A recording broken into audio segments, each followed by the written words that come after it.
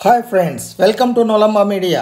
ఈరోజు మనం తెలుసుకొనబోయే రామప్ప నాయుని చరిత్ర ఒక చక్కటి జానపద చలనచిత్రాన్ని చూసిన అనుభూతి కలిగిస్తుంది.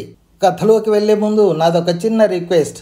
ఇంతవరకు నా ఛానల్ సబ్స్క్రైబ్ చేసుకొనుకుంటే దయచేసి సబ్స్క్రైబ్ చేసుకోండి.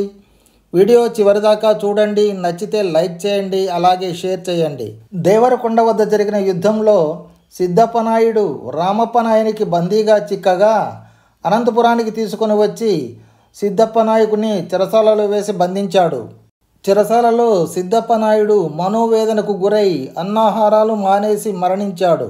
సిద్ధప్ప నాయుడు మరణించిన తర్వాత అతని భార్య భద్రమ్మ తన భర్తను చెరసాలలో చంపారని భావించి ఆ దుఃఖాన్ని తన మనసులోనే దాచుకొని ప్రస్తుతం అనంతపురం రాజు మరియు తన బావ అయిన రామప్ప నాయుని వద్దకు వెళ్ళి బళ్ళారిలో ఉన్న తన అక్క సిద్ధమ్మను చూసి చాలా రోజులైంది కనుక తమరు సెలవిస్తే బళ్ళారికి పోయి మా అక్కను చూసి వస్తానని కోరింది. అందుకు సమ్మతించిన రామప్ప నాయుడు వారు కొంత సైన్యం తోడుగా ఇచ్చి భద్రమ్మను బళ్ళారికి పంపించారు. బళ్ళారికి వెళ్ళిన భద్రమ్మ ఎన్ని రోజులైనా రానందున రామప్ప నాయుని వారు భద్రమ్మను అనంతపురం పంపించమని కోరుతూ బళ్ళారి రాజైన బళ్ళారి రామప్ప నాయునికి జాబు రాసి పంపించాడు.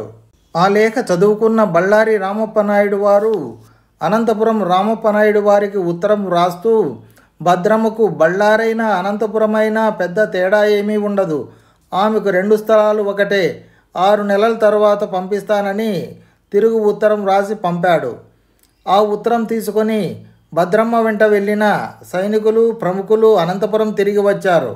ఇది ఇలా ఉండగా క్రీస్తు శకం 1739 సంవత్సరంలో కురిసిన భారీ వర్షాల వలన పండమేరు నదికి విపరీతమైన వరదలు వచ్చి అనంతపురం చెరువు కట్టపై నీళ్లు పొర్లి కట్టను తెగకోసి విఘ్నేశ్వర ఆలయానికి కొద్ది దూరంలో 30 బారల మేర చెరువు కట్ట తెగిపోయింది. రామప్ప నాయుడు వారు తెగిపోయిన చెరువు కట్టకు మరమ్మతులు చేయించే పనుల్లో ఉండగా హండే అనంతపురానికి నైరుతి దిక్కున రాయదుర్గం తాలూకా తోపుదుర్తి పాలేగాడైన తిమ్మనాయుడు ఈ ప్రాంత గ్రామాలపై ఆధిపత్యం కావాలని రామప్ప నాయుడు వారికి ఇబ్బందులు కలిగిస్తూ ఉండగా క్షుద్రకార్యాలు చేయవద్దు అని తిమ్మనాయుడును హెచ్చరిస్తూ రామప్ప నాయుడు వారు 2-3 ఉత్తరాలు రాశాడు. అయినా తిమ్మప్ప నాయుడు రామప్ప నాయుడు మాటలు ఖాతరు చేయక చిల్లర పనులు చేయసాగాడు.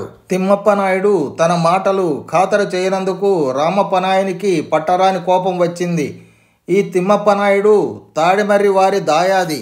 ఇంతకుముందు రామప్ప నాయుడు వారి తండ్రి అయిన ప్రసన్నప్ప నాయుని విషయంలో కూడా తాడిమర్రి వారు జోక్యం చేసుకున్నారు. తన తండ్రి అయిన ప్రసన్నప్ప నాయుని ఉంపుడగతి అయిన వసంతమ్మ అక్క అయిన లచ్చమ్మ ద్వారా తాడిమర్రి వారు తన తండ్రిపై క్షుద్ర కార్యాలు జరిపించి వసంతమ్మతో తన తండ్రిని హత్య చేయించారు. ఇప్పుడు తిమ్మానాయుడు అదే బలహీనతగా తీసుకొని తోపుదుర్తి పరిసర ప్రాంతాలలో అలజడి సృష్టించసాగాడు.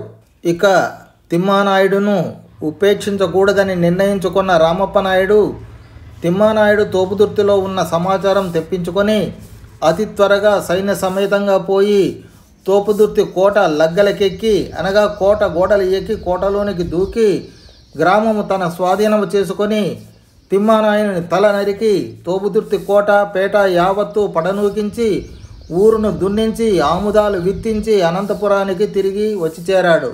రామప్ప నాయుడుకు సంబంధించి మిగిలిన చరిత్ర 8వ భాగంలో తెలుసుకుందాము.